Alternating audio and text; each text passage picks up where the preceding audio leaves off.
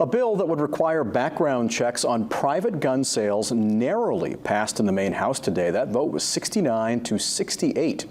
While the state currently requires a background check for commercial gun purchases from licensed dealers, supporters of this bill say it would close a loophole that allows those who are prohibited from having a gun to buy one through a private sale or at a gun show. Opponents of the bill argue it would impose more restrictions on law-abiding citizens while having no impact on public safety, violent crimes, or gun deaths. Our failure to do background checks contributes to gun-related tragedies around this state. Domestic violence deaths, as well as a robust guns for drug trade exists where narcotics, opioids, fentanyl, and other illegal substances are trafficked into this state and traded for guns.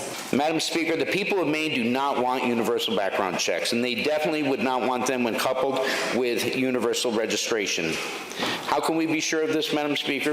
It's because they told us in a people's referendum when they soundly defeated universal background checks.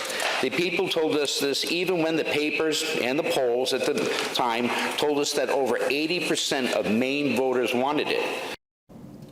That citizens' referendum to expand background checks was defeated by Maine voters in 2016, 52 to 48%. The bill now heads to the Senate.